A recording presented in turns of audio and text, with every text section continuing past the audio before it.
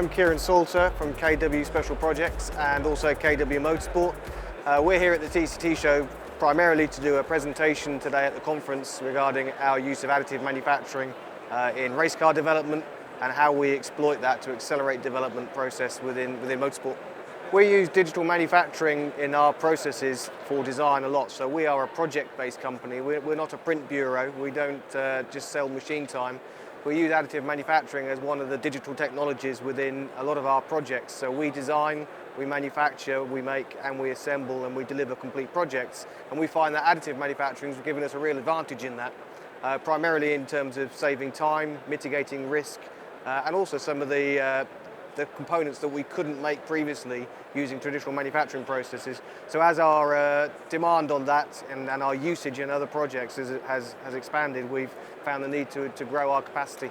We're quite an interesting and diverse company. We cross a lot of sectors. So traditionally we worked in motorsport. My background was motorsport design and engineering. We built a motorsport company on the back of that. That motorsport business started to transfer technology to a number of other sectors. And in 2012 we set up KW Special Projects specifically to handle all the non-motorsport activities. And those sectors we get involved with include automotive, medical, life sciences, healthcare, rail, aerospace, professional sports, and anything that we consider to be a high-performance engineering sector. And usually there's an opportunity for us to exploit some type of digital manufacturing in that process.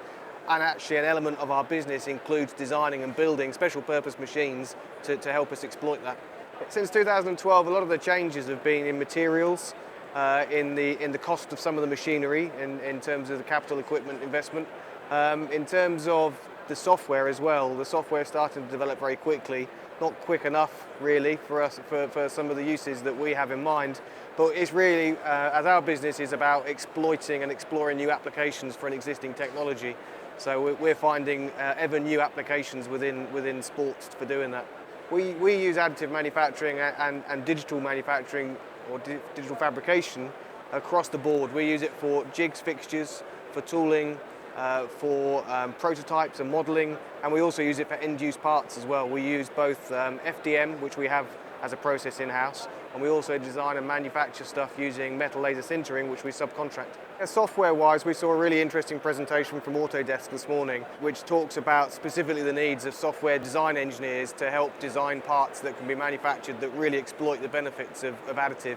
And in terms of the topological design and being able to design components that are much more organic really in their structures and lead to more efficiency, greater weight savings, more complexity that really lend themselves to being manufactured using additive process, but currently it's actually quite difficult to design those components to meet that.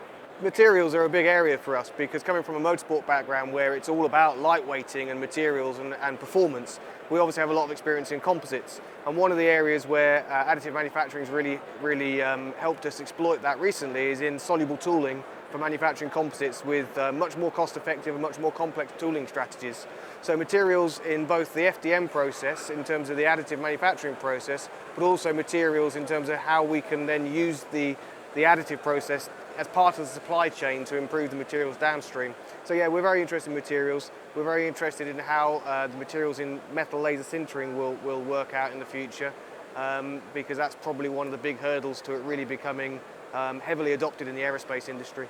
Since we established our digital manufacturing business, Special Projects, in 2012, our focus has always been about hybridization and digital fabrication, so true digital manufacturing on a wider scale, not just in one material for one component, but potentially manufacturing batteries, for example, which is a multi-layered use of chemicals to print a battery in a bespoke shape, in a bespoke area, on a bespoke part, or maybe printing entire electronics with batteries within a plastic part or a metal part whilst you're building it. So true hybridization and printing a product, not a part.